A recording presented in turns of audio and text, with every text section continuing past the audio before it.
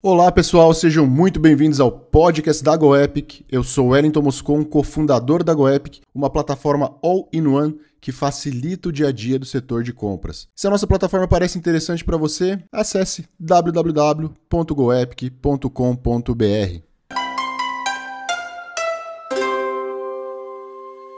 Olá pessoal, está começando mais um podcast GoEpic. Hoje o nosso bate-papo vai ser com o Bruno Muradas. O Bruno tem aproximadamente 20 anos de experiência nas áreas comercial, de gestão de processos e suprimentos, e hoje ele trabalha na área de compras, né, e suprimentos da Vale. Bruno, muito obrigado por ter aceitado o nosso convite, né, para estar aqui.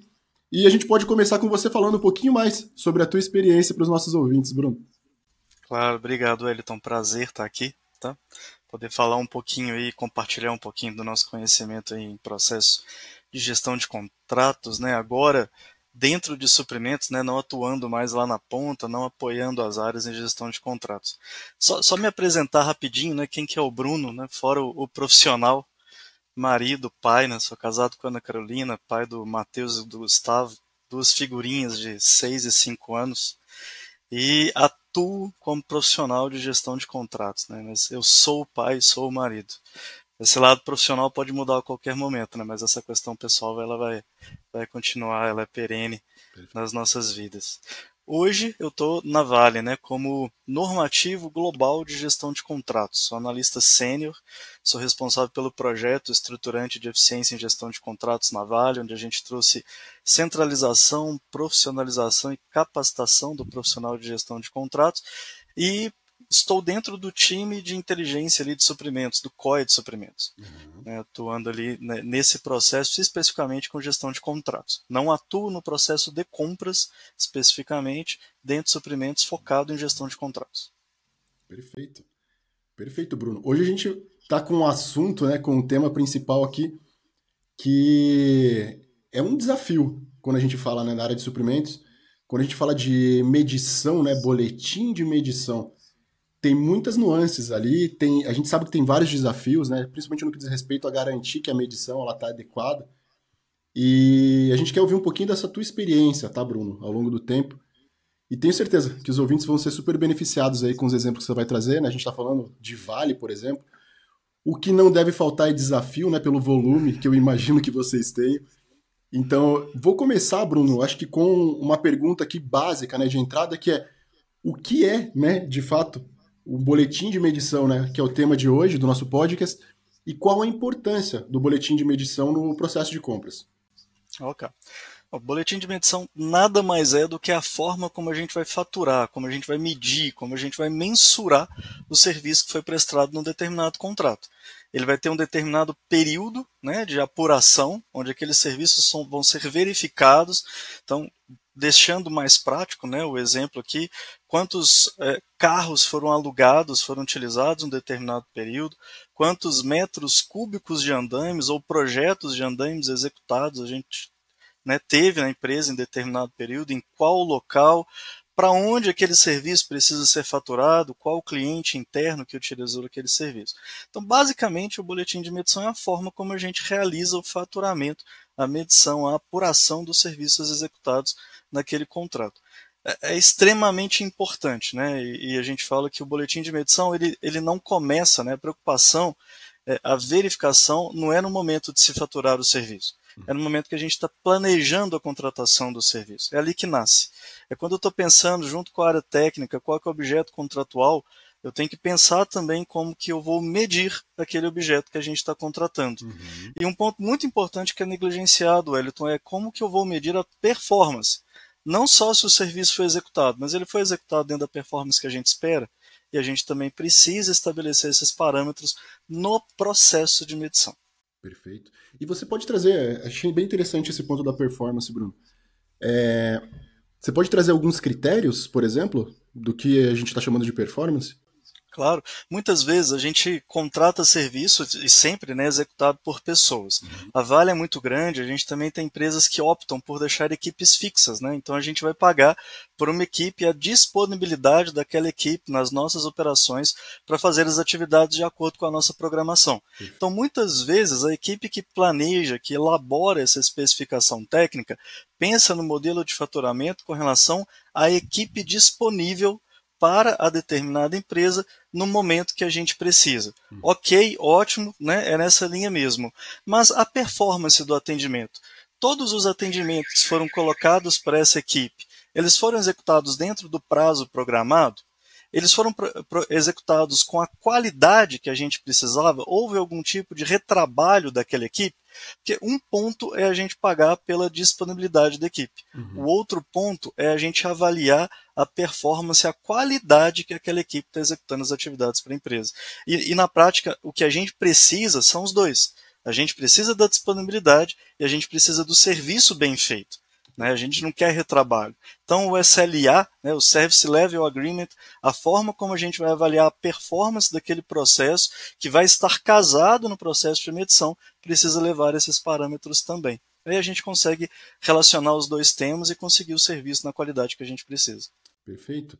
Então, o que eu entendi e quero compartilhar, né, junto também com os ouvintes é que o boletim ele pode ser algo que inclusive evita, né, que pagamentos sejam feitos de maneira errada, de acordo com a medição. Ele pode evitar que um pagamento seja feito até de maneira antecipada, né? Porque se o serviço não aconteceu de maneira adequada, querendo ou não, eu estou pagando por um serviço que não aconteceu e estou antecipando isso de alguma forma. Então ele serve, né, como uma ferramenta muito poderosa ali para vocês poderem garantir que o faturamento tem que acontecer de fato, né? E o fornecedor tem visão se vai acontecer, inclusive, né? Exatamente. A gente tem que ter a real verificação ali e evidência, né?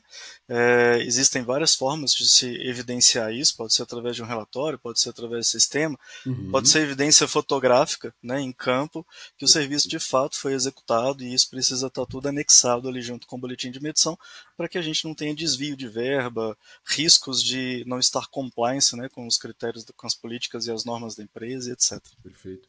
Aproveitando um gancho, né, com o que você falou das evidências, Bruno, quando a gente fala de evidência, me parece um desafio. Eu garanti, né, você deu um exemplo da Vale agora, estou falando, né, de alocação, né, de pessoas para uma determinada atividade.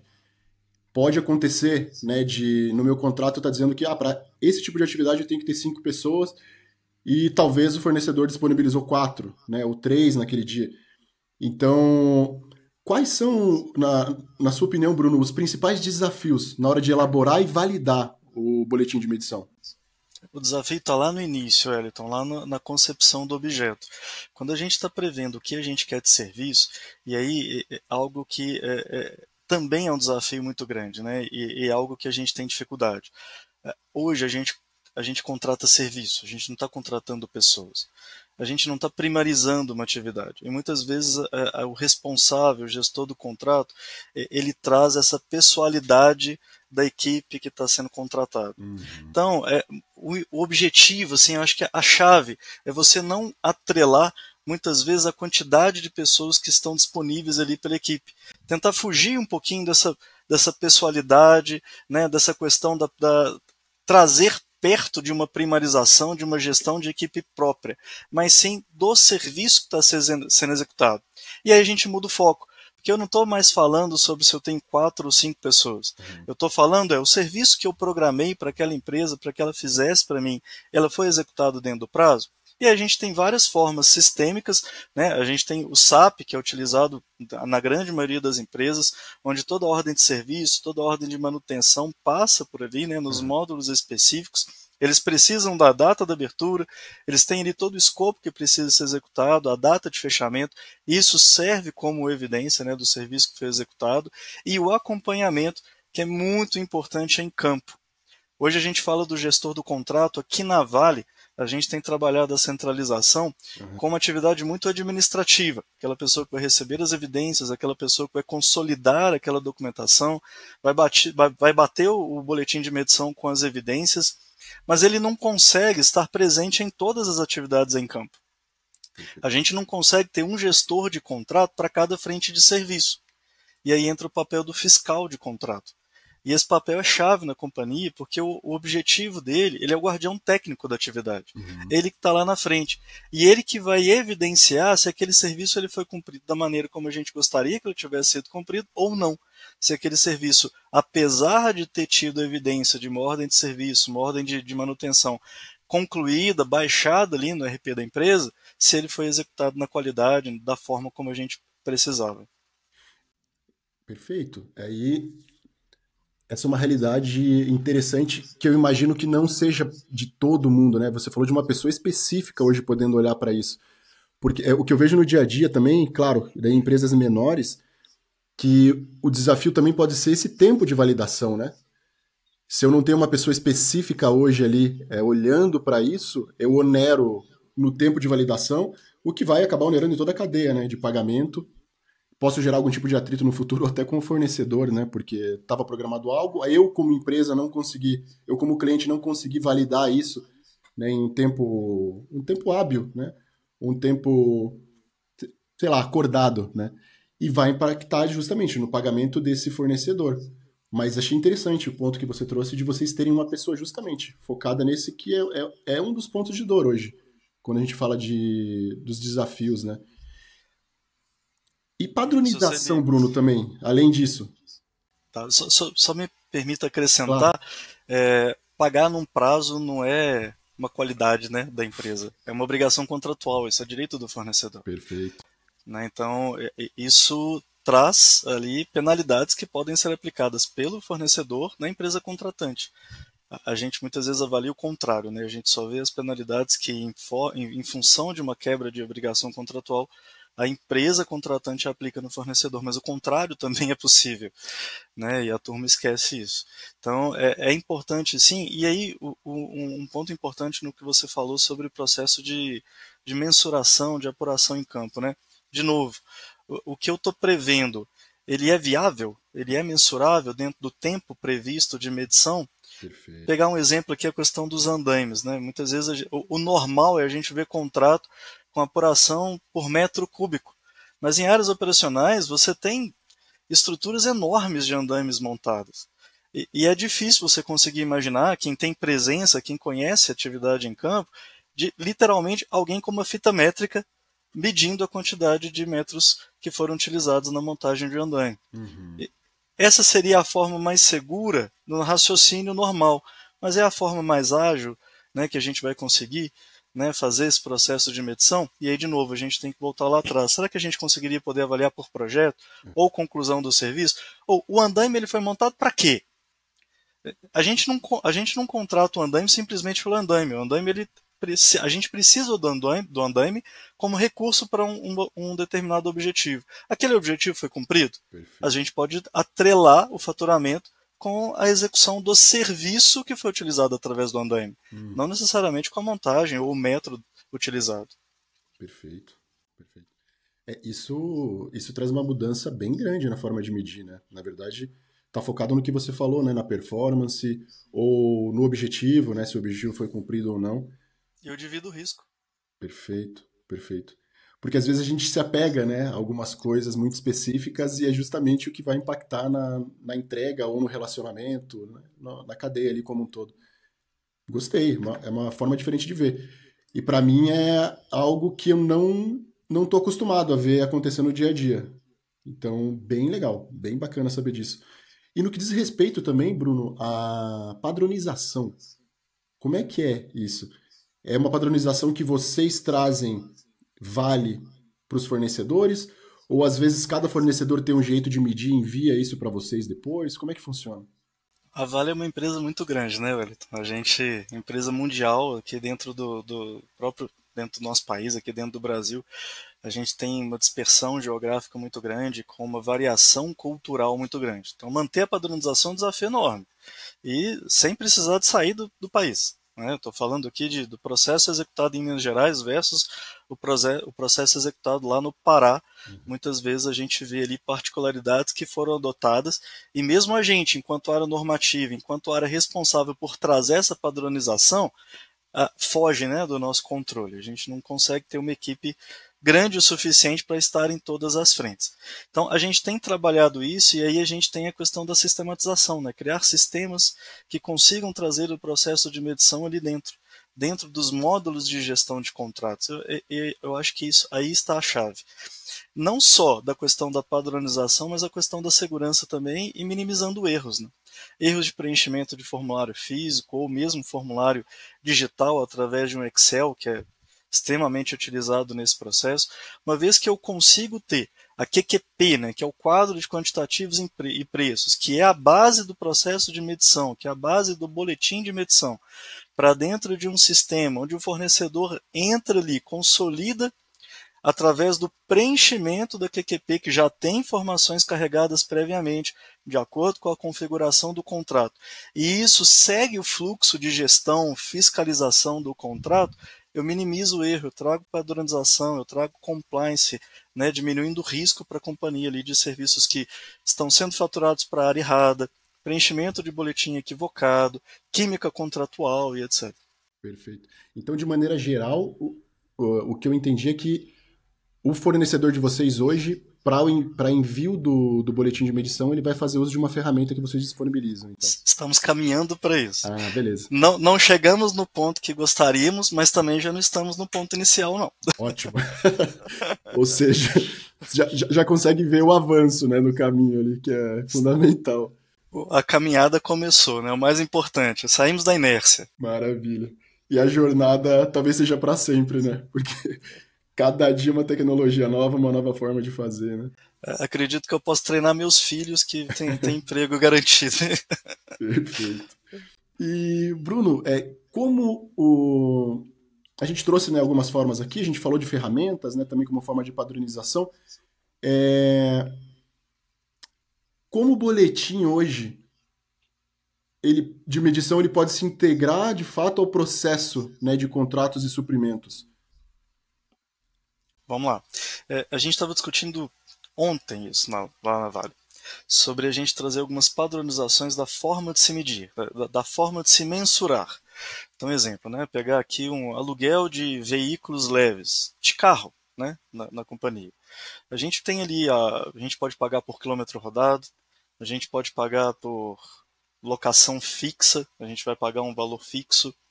Mas você concorda comigo que isso varia de acordo com o momento que o mercado está vivendo? Sem dúvida. Né? Então, a gente tem ali o anseio, a necessidade da operação, da pessoa que está demandando a contratação, que tem um orçamento específico para aquilo, né?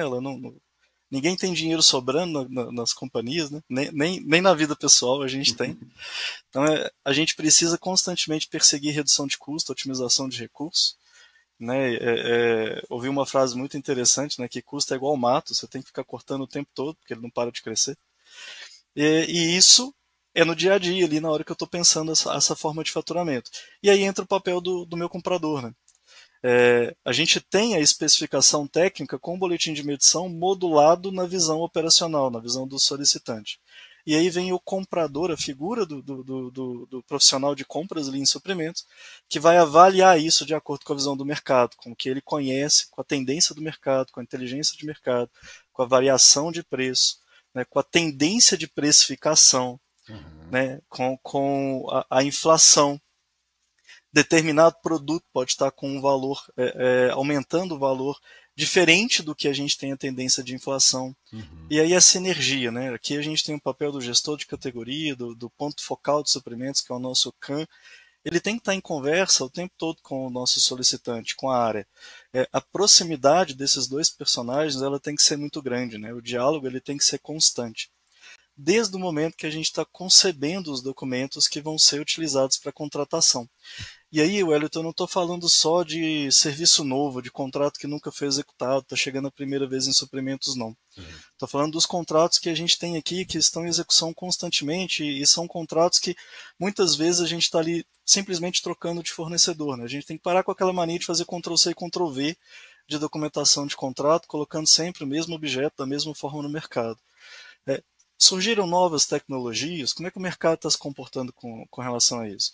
E outro ponto muito importante, o fornecedor ele é parceiro, ele não é um inimigo que está ali simplesmente para poder sugar o seu dinheiro.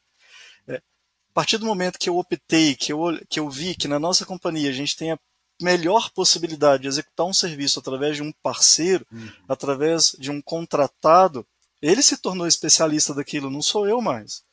Eu não mantenho todo o conhecimento técnico daquele serviço contratado interno à companhia, não é mais necessário. Mas o quanto que eu estou ouvindo o meu parceiro, especialista técnico naquela atividade, para eu poder, de fato, sair para poder contratar o serviço. E a ferramenta de suprimentos de RFI, né? Request for Information, vou consultar o mercado. A gente usa isso da maneira como deveria, na frequência que a gente deveria utilizar?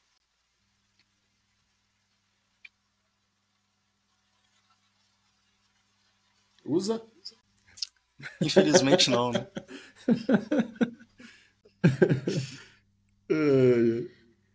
Boa, boa. Bruno, muito interessante essa parte, né? Esse ponto, ou os pontos que você trouxe.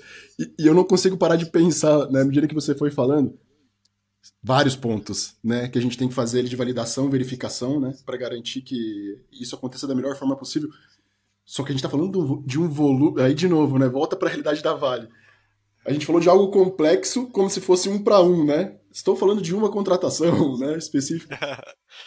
E com esse volume é essencial, não sei se é mandatório, mas talvez até a palavra seja essa. Essa estrutura ela tem que existir, né? Ela tem que ser refinada. Vocês conseguem fazer essa. Não é nem criar, né? Não é nem ter essa estrutura como um todo, mas mantê-la viva, igual você falou, né? Talvez revisão de cláusulas. Como é que é? O que vocês têm feito de movimentação nesse sentido para tentar chegar nisso? Eu acho que a Vale está sendo pioneira num processo que o mercado está começando a mudar bastante agora. Eu acho que até o fato da gente estar aqui, né, gravando um podcast a respeito disso, mostra o quanto a mentalidade do mercado está mudando com relação ao processo de gestão de contratos. O processo de gestão de contratos está passando por uma valorização, uma conscientização da importância e do impacto que ele traz no core da companhia. A gente tem cada vez terceirizado mais atividades, né? Hoje a gente tem contratos simples que conseguem parar a nossa companhia. Eu já tive a oportunidade de vivenciar isso através de um contrato muito simples de transporte. Saí aqui do Brasil, saí aqui de Belo Horizonte, onde eu moro, fui lá para o Pará, precisava pegar um transporte 2 horas e meia para poder chegar no meio da floresta amazônica para poder acompanhar uma determinada atividade e simplesmente a empresa de ônibus entrou de greve. Uau. Então você tem todo o deslocamento, né? Sair daqui de um estado, chegar num outro estado, no outro extremo aqui do Brasil, para poder chegar num local e não conseguir fazer isso. Aí todo custo atrelado, etc. Então, ou seja, né, isso é muito importante. E aí como é que a gente faz essa roda girar? Se isso é tão importante assim, eu preciso de dedicação, né? A gente tem dedicação para vários outros temas. A gente tem diretorias, a gente tem gerências de áreas dedicadas a temas específicos na companhia. Recursos humanos, gestão financeira, engenharia, projetos. Será que gestão de contratos não é tão importante quanto essas outras áreas, uma vez que a gente contrata tantos serviços que são de fato importantes para a nossa companhia? E qual que é o critério que eu estou utilizando para contratar também, Wellington? Isso é muito importante, porque às vezes a gente está substituindo mão de obra própria por mão de obra contratada, simplesmente por uma questão de orçamento de headcount. Né? Orçamento de contratar profissionais primarizados na companhia. Esse é o melhor caminho? Não, a gente tem que avaliar. O que eu posso contratar? Eu estou aumentando o risco da companhia contratando determinado serviço?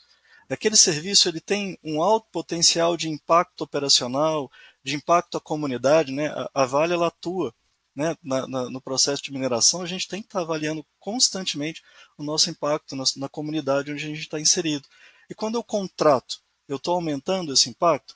Porque aí eu estou tratando isso lá na raiz, velho. Então eu estou olhando assim, tudo que eu estou demandando, né, todo esse boom, esse pool de solicitações que eu estou enviando para os experimentos, eu deveria estar enviando? Então, isso é um ponto muito importante, porque eu fecho a torneira, diminuo aquilo que eu estou enviando para lá. E um outro ponto é a valorização do profissional, a dedicação do profissional. Então a gente aqui está caminhando para a centralização da gestão do contrato, com coordenações específicas, com líderes, coordenadores, gerentes de área específicos do processo de gestão de contratos, o balanceamento da carteira de um gestor de contratos, o quanto que um determinado contrato exige de um profissional, vai tomar tempo daquele profissional, qual que é a rotina associada na execução, no acompanhamento da execução.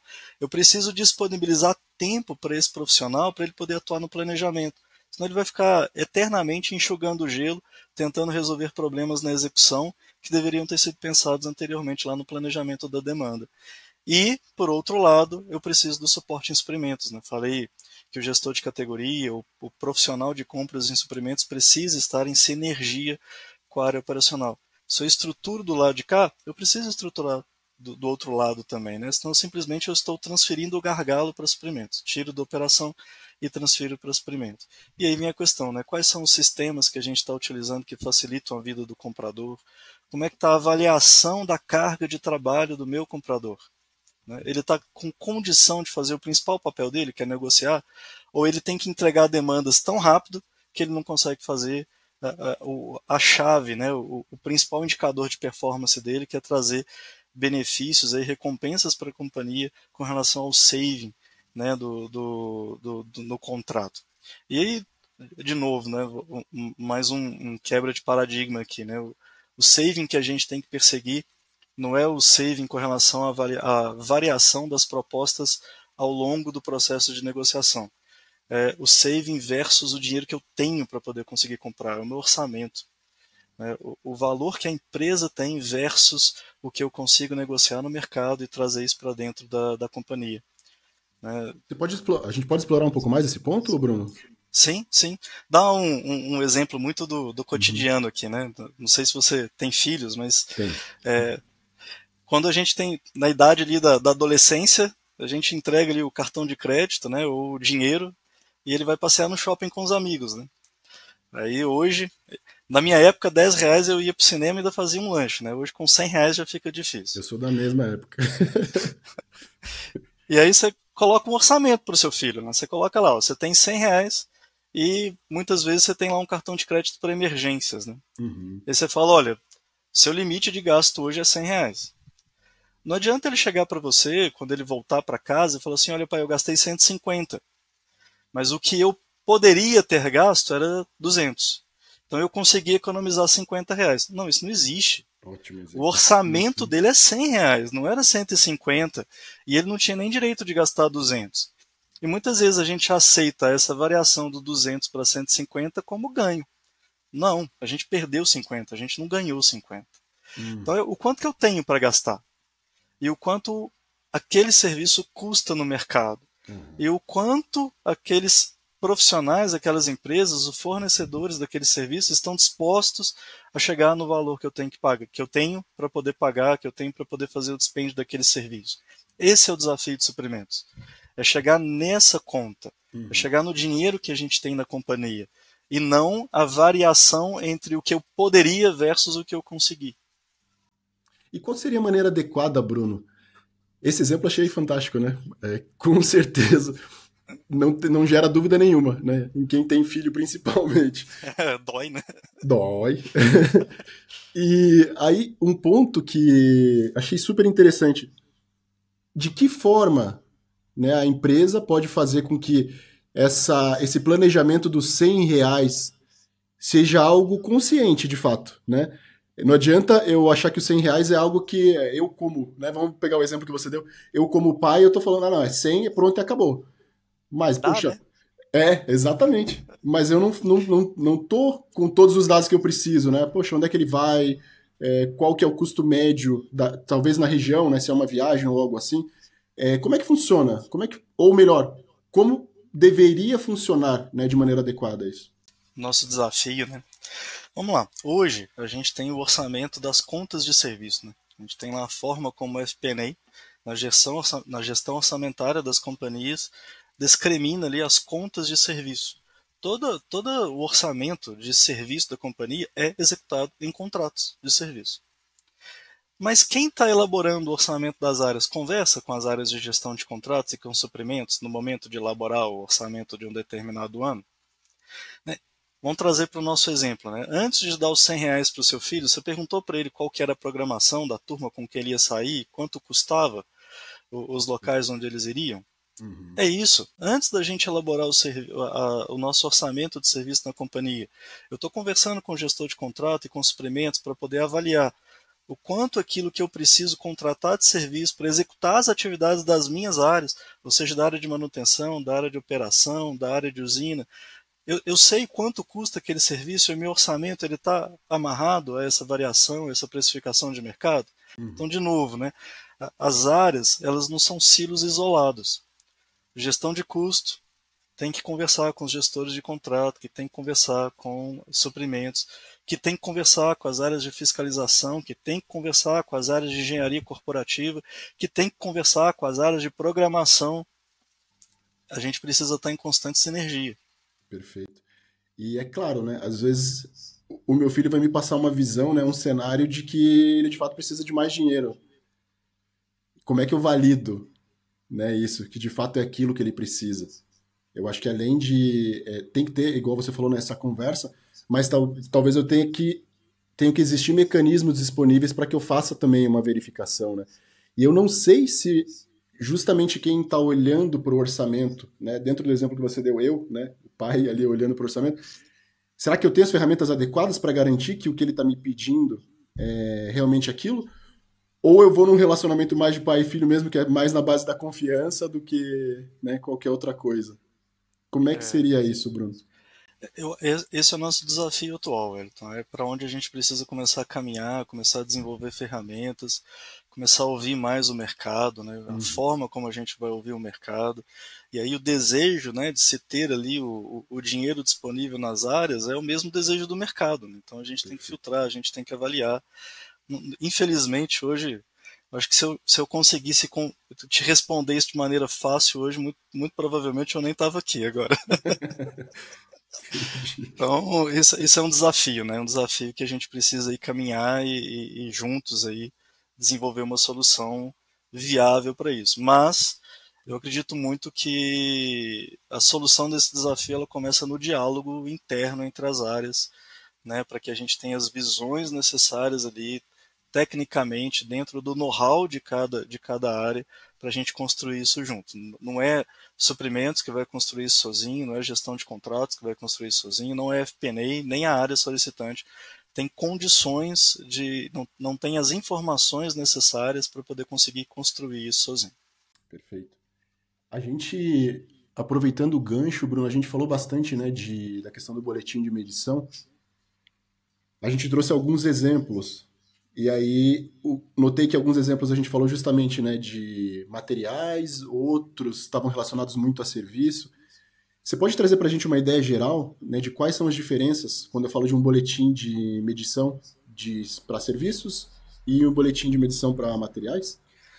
Boletim de medição para materiais, muitas vezes ele vai estar atrelado ali, né, nem a questão da medição em si, né, mas a chegada daquele material que a gente adquiriu. Uhum, Então a gente vai ter a entrada da nota fiscal com o lançamento ali, né, no RP da empresa, no SAP, etc., onde a gente consegue mensurar que aquele quantitativo daquele determinado item, que possui uma especificação muito clara, né, então é fácil da gente verificar se aquilo de fato chegou na empresa ou não. O serviço já é um pouquinho diferente, né? A gente precisa ir lá, a gente precisa apurar, a gente precisa avaliar. Então, muitas vezes, você não vai ter nenhum boletim de medição atrelado a uma questão do recebimento do material. A uhum, própria nota fiscal com o pedido, né, emitido sistemicamente para aquilo, uma coisa já fecha com a outra e você consegue ter aquela verificação. perfeito, Contrário do serviço que você vai ter que sair do seu escritório, levantar da cadeira, ir lá na área e olhar. perfeito. E quando a gente fala de serviços especializados, acho que o desafio aumenta mais um pouco ainda, né? Se eu falar, por exemplo, de serviços relacionados à área de infraestrutura, de TI, né, de tecnologia, imagino eu, e aí se você tiver algum exemplo para trazer também, por favor, fica à vontade. Mas imagino eu que aí estou falando de envolver inclusive outras áreas nesse processo para garantir que aquilo foi de fato entregue. Se eu estiver falando de uma plataforma, por exemplo, né, que é um dos exemplos que a gente está trazendo aqui, uma plataforma de tecnologia. Vamos dizer a própria GoEpic. Então, era para ter um módulo A, B, C e D, porém a infraestrutura deveria contar com mais N recursos, né? Recurso de segurança, pen test e assim por diante. Eu vou acabar tendo que envolver, né, um time especializado nisso para garantir que de fato aquilo foi entregue. Você tem algum exemplo de casos em que eu acabo tendo que envolver, não é só pessoa especializada ali, mas eu acabo tendo que envolver mais áreas de uma corporação para ter que validar esse tipo de entrega? Tem, durante um tempo, né, na vida profissional, eu atuei dentro da área de TI. Não tem formação nenhuma relacionada à questão de TI, minha formação é gestão de processo.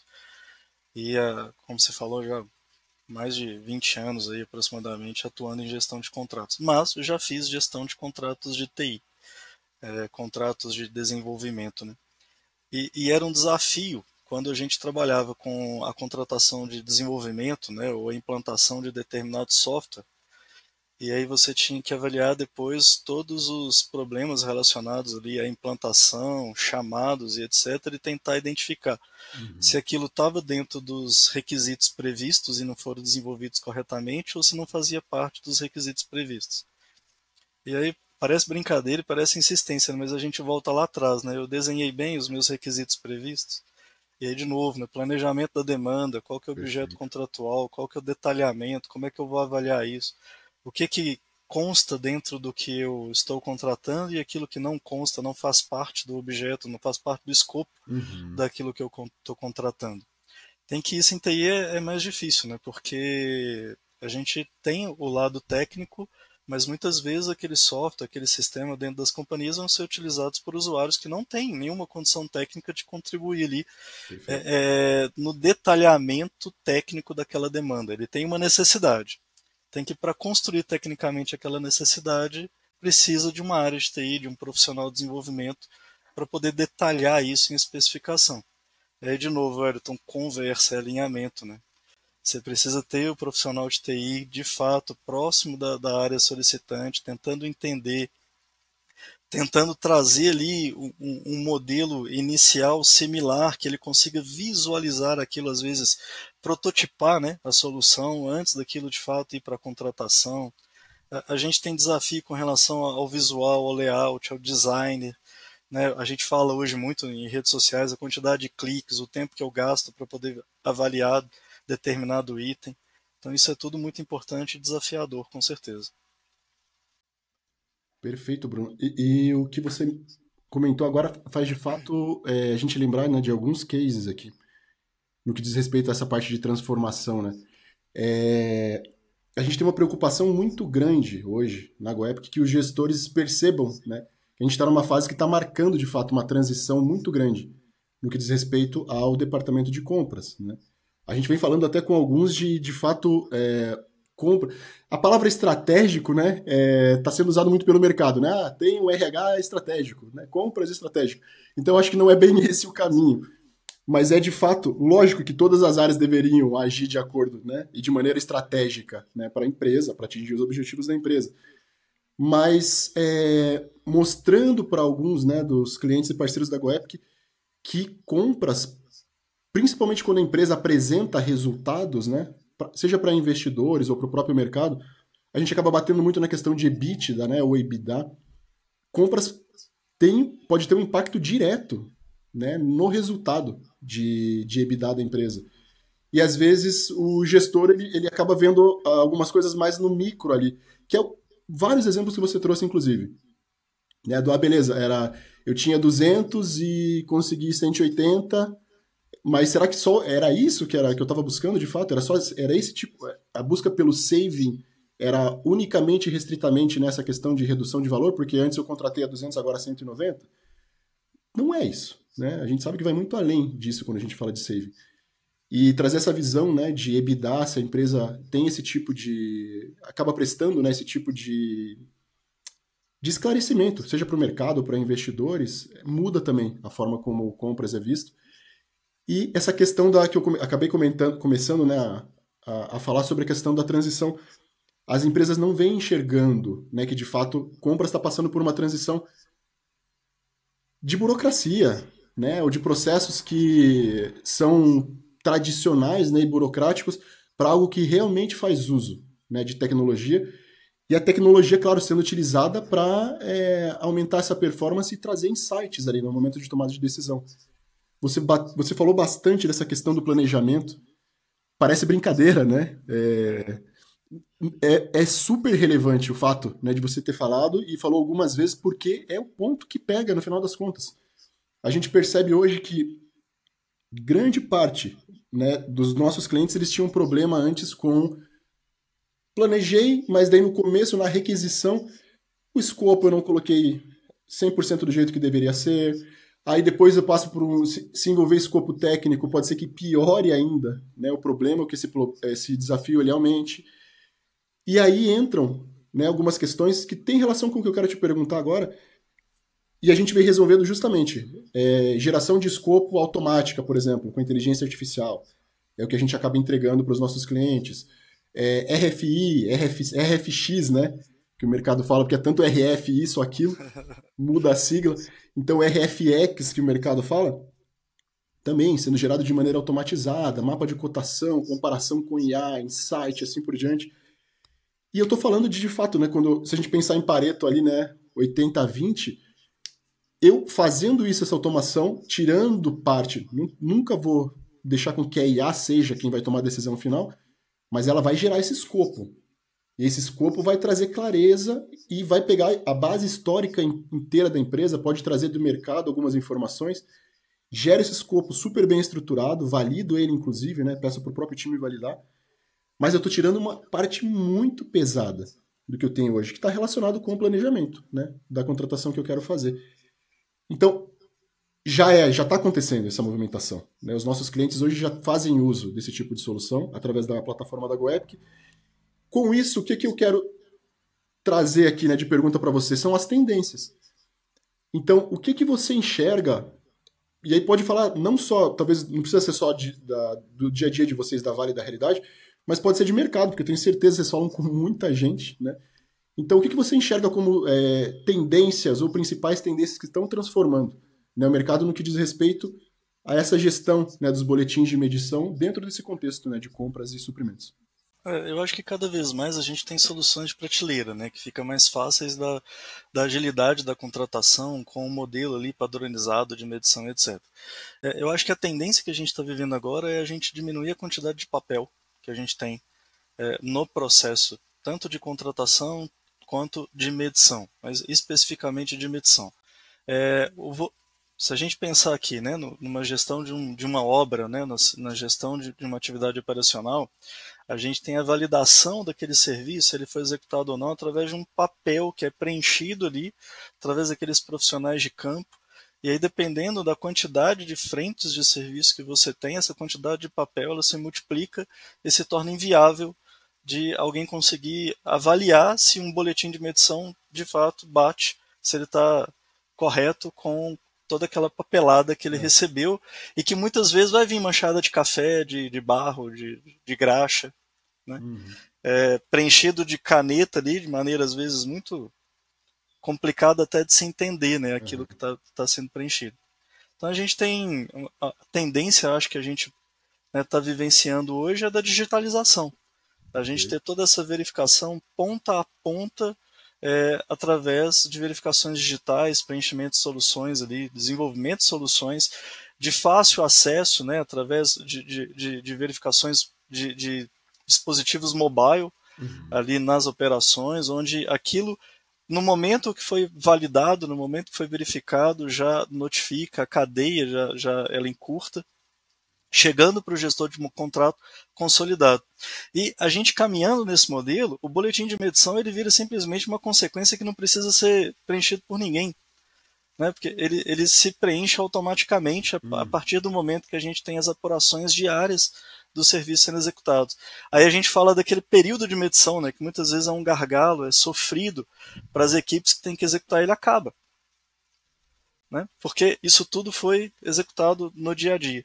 Então, eu acho que a grande tendência é a digitalização. Infelizmente, hoje a gente não vê a evolução digital, a evolução de sistemas, etc., que a gente tem no nosso dia a dia, no social, ela não se reflete ali nessa vida do chão das operações. Então, é algo que a gente está começando a caminhar. Você falou, né, no uso de IA na elaboração da especificação técnica, etc. Né, isso é muito importante, concordo com você, acho que ele elimina um trabalho enorme, mas as áreas que estão utilizando, às vezes elas não estão tão familiarizadas com o uso dessa tecnologia, elas precisam começar a aprender, né, inclusive a como avaliar aquilo que está sendo respondido por uma IA, né? Perfeito. A gente não pode simplesmente aceitar aquela resposta e entregar aquilo como produto pronto. Com O certeza. produto pronto ele sai da pessoa, né, Wellington? A IA ela está ali, né, as ferramentas digitais elas estão ali para viabilizar, melhorar a vida daquela pessoa que precisa entregar o produto. Exatamente. E sugerir, né? Concordo com o que você falou, sim, Bruno. Não dá hoje, eu acho que até no nível, né, de... A gente está falando de um avanço muito grande no que diz respeito à IA, do momento que a gente está vivendo, acho que ele é único, mas ainda assim, né, o papel da IA, de fato, ele é de sugestão, de gerar insights, né? No final, né, o último clique ali tem que ser, né, de alguém que é especializado ou de alguém que entende os próprios insights que ela gerou. Porque se eu não entender o insight, eu não perceber que o escopo que era gerado antes, por exemplo, né, pensando na parte lá de planejamento, se o escopo que foi gerado de fato, né, ele atende ao template, ele atende ao que era esperado, se ele é melhor ou pior do que eu tinha antes, eu usar a tecnologia pela tecnologia, né? De fato, eu não estou conseguindo perceber os ganhos ali e até medindo isso, né? Porque aí Exato. ela pode aprender, né? Ela vai aprender com o histórico, quanto mais você usar mais, podemos dizer assim, inteligente, né? Artificialmente, ela vai ficar. Porém, se o feedback que eu der para ela também estiver errado, eu estou aprendendo errado, né? Ela pode aprender certo, pode aprender errado, né, Wellington? Depende da Exatamente, pessoa, do ser humano que está utilizando. exatamente. Então eu concordo sim com esse ponto, né? Talvez os treinamentos, o que muda é o treinamento, né? Muitas vezes. E agora eu tenho que aprender a interpretar o que ela está me dizendo. E quando fala de tecnologia, eu também acho que é o X, Bruno. A experiência do usuário, ela tem que ser fácil. Porque se eu fizer algo que, nossa, vai entrar uma nova ferramenta na empresa, poxa, ela vai ajudar a gente, né? Vai diminuir a burocracia, vai acelerar isso, aquilo. Gente, mas tá, é mais uma ferramenta. É mais um treinamento. É mais algo que eu vou ter que ter um relacionamento muito forte para poder entender. Então eu acho que o desafio para os fornecedores, como a gente, né? O Epic mesmo, é entender o dia a dia e ver como eu faço, né, com que essa transição seja o mais leve possível e que eu não tenha fricção no momento de implantar, né, uma nova tecnologia. Ela tem que ser útil. Como profissional de processo, eu sempre falo que a gente não chega e implanta um sistema, a gente não chega e desenvolve um sistema. A gente chega e avalia o processo. Uhum. Aí a gente avalia os gargalos do processo. Depois a gente otimiza aquele processo. E aí depois a gente vem com o sistema. Perfeito. Né? Você não pode sistematizar erro, você não pode sistematizar gargalo. Né? Tem uma frase muito boa, né, que é acelerar o problema, né? Agora eu descobri ele mais rápido. É mais ou menos isso. E, embora, né, em alguns casos, a gente consiga perceber às vezes o problema, né? Pode ser que Sim. no mundo manual eu não tinha essa noção de que aquilo era um problema.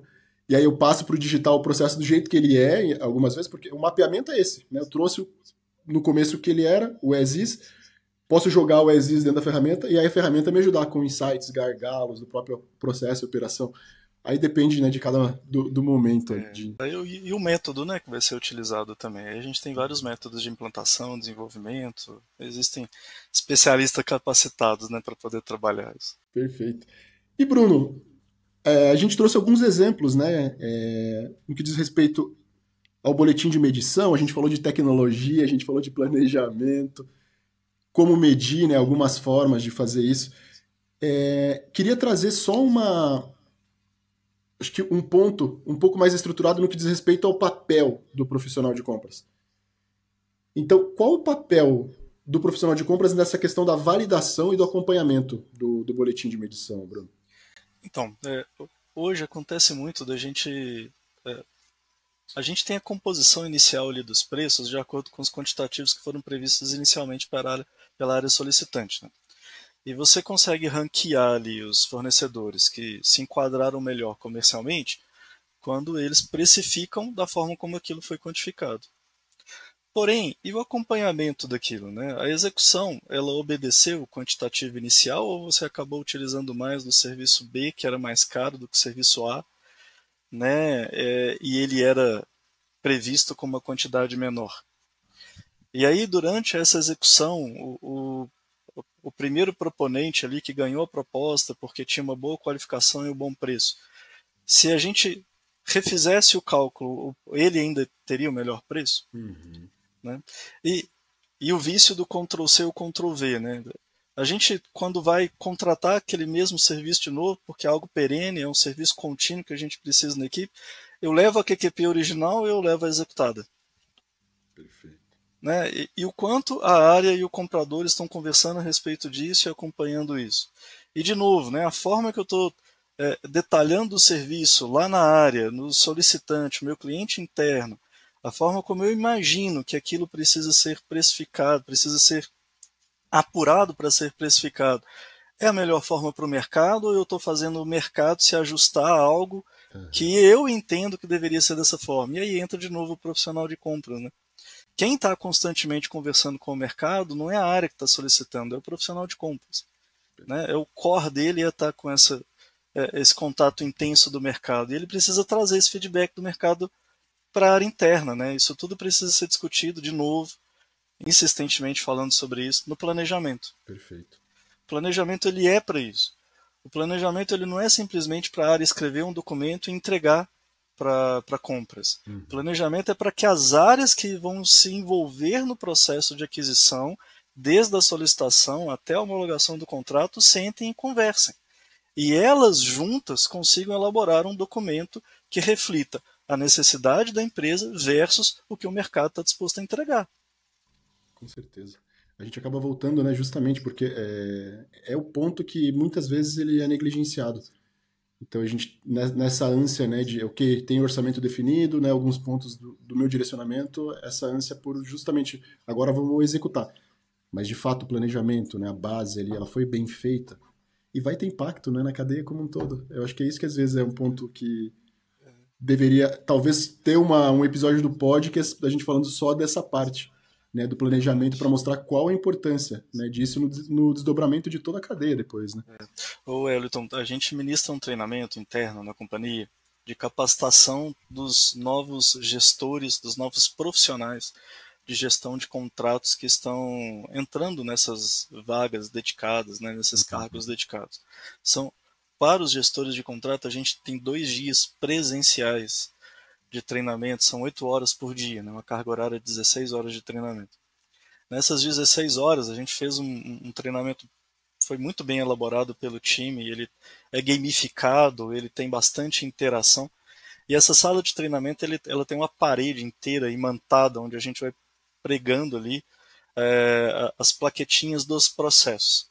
Uhum. E a gente demonstra para essa turma que antes da medição e do pagamento, antes da execução, a gente tem umas 20 etapas ali que tratam dessa questão do planejamento, da avaliação, da contratação, da visita técnica, da avaliação técnica, da equalização técnica, etc. Né? E que a gente negligencia constantemente. E aí a vida dele fica ruim, né, lá na execução, porque essas 20 etapas anteriores, ali mais ou menos, né, 20 é só um exemplo Uhum. hipotético, elas foram negligenciadas. Porém, ele não faz isso simplesmente porque ele é um mau profissional ou porque ele não quer fazer, porque ele não tem tempo para fazer isso. E aí entra a equalização da carteira do gestor do contrato. Né? A gente Uhum. precisa equalizar uma carteira que permita que ele volte e faça esse processo bem feito. Perfeito, perfeito. E Bruno, indo para a última pergunta, né, do nosso podcast de hoje, como o boletim de medição ele contribui no que diz respeito à gestão de risco, né, em um projeto, como a gente está falando de Vale, né, de grande escala? Eu acho que é o resumo de tudo aquilo que a gente falou, né? Eu estou contratando algo que eu preciso. Eu preciso que um determinado serviço seja executado, seja para o dia a dia operacional ou para o desenvolvimento de um projeto de larga escala, etc. Uhum. Em resumo, eu recebi da maneira como eu precisava receber, aquela etapa do projeto executado por aquele serviço permite que todas as etapas posteriores aconteçam. Esse é o ponto, né? E o meu boletim de medição ele reflete a forma como eu preciso mensurar isso. De novo, né? Você não vai simplesmente pagar porque a equipe está lá. A equipe pode estar lá sentada lendo o jornal o dia inteiro. Né? Quero saber se o serviço foi executado bem feito. De novo, eu não vou pagar simplesmente porque o andaime foi montado. Se o andaime ele foi montado para poder fazer uma manutenção ou para poder fazer um determinado serviço de implantação de um sistema, de um equipamento, a manutenção, o sistema, o equipamento, ele foi instalado. Eu não pago andaime, eu quero... A minha solução é outra, meu desejo é outro. De fato, se atingiu ao fim, né, que vocês como contratantes precisam, né? Exatamente. E aí, de novo, eu estou dividindo o risco com o meu fornecedor, nesse caso. Eu só estou preocupado com o andaime em si. Perfeito. Perfeito, Bruno. Bruno, infelizmente a gente chegou ao fim. É um assunto que a gente podia ficar aqui conversando por horas, né? E é gostoso falar sobre isso. Com certeza. Que pena que terminou. É muito insight. Eu tenho certeza que a gente atingiu o objetivo de trazer informação, né, de trazer insight, novas formas, né, para os nossos ouvintes compradores de enxergar, né, o dia a dia de compras. E claro, com o enfoque hoje que foi boletim. Eu já pedi para o meu time, vou ver se eles colocam, porque as conversas têm sido uma melhor que a outra, né? Sabe aquele barulhinho que faz assim, como se tivesse acabou. A gente precisa colocar, tem que colocar, porque tem Coloca sido na edição aí agora. Tem sido muito boa. E hoje, com certeza, foi ótimo, tá? O que você compartilhou com os nossos ouvintes. Então, muito obrigado, de verdade. Foi um prazer receber você, tá? E, Bruno, se sinta em casa. Quando tiver que falar GoApp, a porta tá aberta. Você vai ser sempre muito bem-vindo aqui. Obrigado. Eu que agradeço, Wellington. Obrigado pelo convite. Parar e ter esses momentos é disruptivo, né? A gente pensa fora da caixa, às vezes a gente tem insights, ideias que no dia a dia ali, na correria do dia a dia, a gente não consegue parar e conseguir ter esse tipo de raciocínio. Eu acho que isso é muito importante, esse podcast é uma ferramenta maravilhosa para isso, não só para quem está ouvindo, eu acho que o privilégio maior é de quem vem para cá participar.